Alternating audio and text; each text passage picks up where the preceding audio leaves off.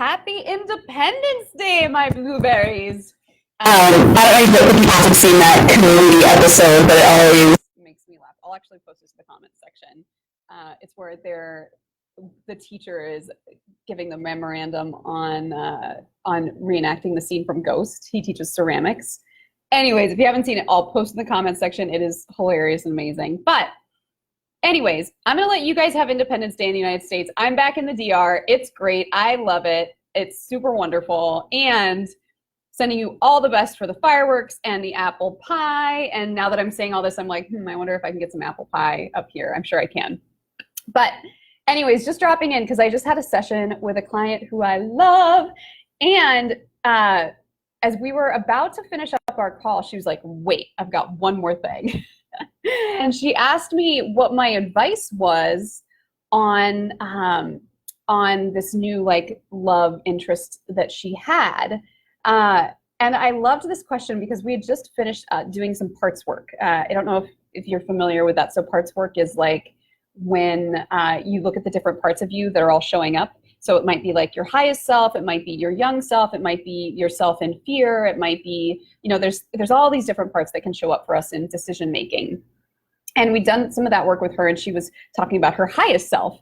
So I told her, and I'm going to read you this quote because I loved it so much. I said, you already know what to do. You already know what to do. And doing that requires the most courage. You already know what to do, and doing that requires the most courage. And there's this true fact that sometimes our highest selves call us to do something, and we know it's right, and it's scary as fuck. Like it freaks us out. Oh, hi. It freaks us out. And so we don't do it. And that's okay. Like sometimes we're just not ready to do it. And when we do follow our highest selves, the fact of the matter is like there's this piece on the other side of it. You take the leap and then it's sort of like you catch the air and like there's that peaceful floating that happens when we trust our highest and best. And that's after that climax of fear, whatever it is. Like I've invested in some really high-end programs and it was scary as fuck to do that. And after I took the leap, it was like coasting, like, whew, I caught the wind, I'm good. I'm gonna go create some things, here we go. On the other side of not choosing from our highest selves, when we get the intuitive hit and we're like, I'm gonna do it, and then you're like, no, I'm not gonna do it. For me personally, there's often this feeling of angst, this feeling of the what if, this feeling of knowing what you were called to do and not quite doing it. And sometimes we have to feel that over and over and over again in order to prepare us to say yes to our intuition later on. So it's okay. It's not, everybody's in their own process. And I just want to normalize it because what typically happens is we say yes to our highest and best, and then we get scared, and then we move back into whatever feels safe or whatever self-sabotage was going on. Oh, hi, Annie. I love you. Oh, I really want to share what we did the last time we were together. Can I share that? If so, type in the comment box. So, we hear the intuitive hit. We can either do it or not do it. Doing it is the scarier thing and requires the most courage. And yet on the other side of that is typically the experience that we want. Like we're not called to do things that are not actually aligned from us. There's a big difference between feeling that, Annie says do it. There's a big difference between doing that and doing something from like, as I talked about in previous videos, like doing something from our fear. So like doing something from your fear, it does feel angsty. It feels bad. It feels like icky, sticky, and like you're doing it to escape something or to feel a certain way, versus doing it from your intuition feels aligned. It feels centered. It feels grounded, even if it feels scary as hell.